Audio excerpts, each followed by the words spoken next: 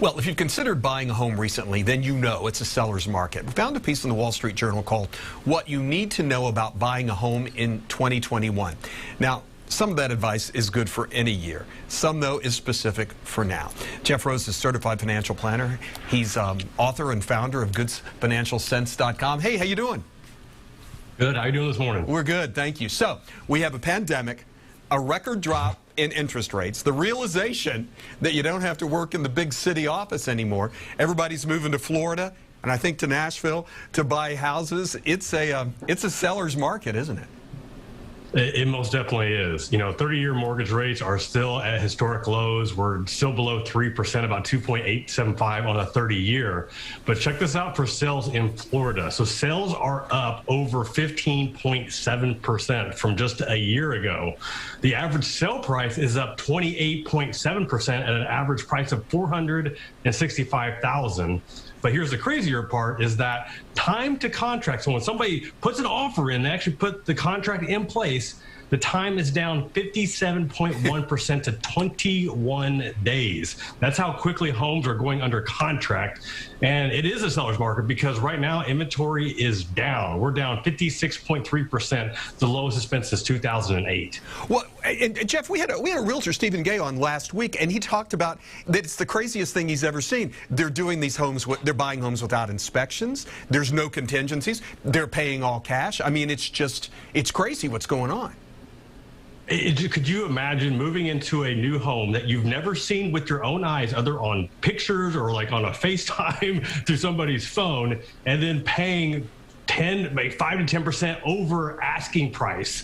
I mean, it is truly like an insane time, but there are people wanting to leave other cities. Other people want the nice climate that you have down there in Florida. I mean, it is truly, you talk about a pandemic. It is a pandemic in the real estate market right now. Interesting way of putting it. Okay, there's advice. There's advice anytime, now time, but that you're going to share with us about how to get a house if you can right now.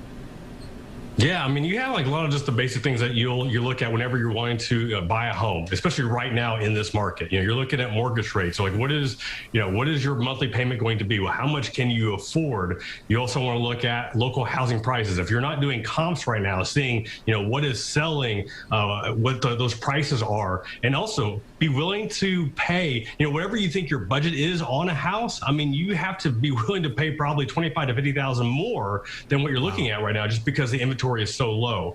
Then you've got taxes, closing costs, insurance, all the basic stuff. But it comes down to, you better be doing your research, be ready to act if you find something that you think is going to be a perfect fit for your family. Which includes getting pre-approval on a loan, right?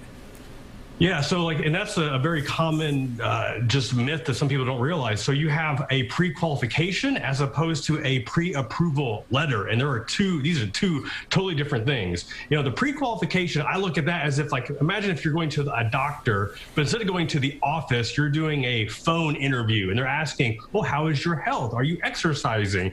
All that good stuff, as opposed to getting the pre-approval letter, where this is more like the physical exam of your finances, where you're actually going in for a physical. They're doing all the tests. So you want this pre-approval letter, but also realize that it is going to ding your credit just a little bit. But if you are truly in the hunt for a home, it's basically it's a necessary evil right now.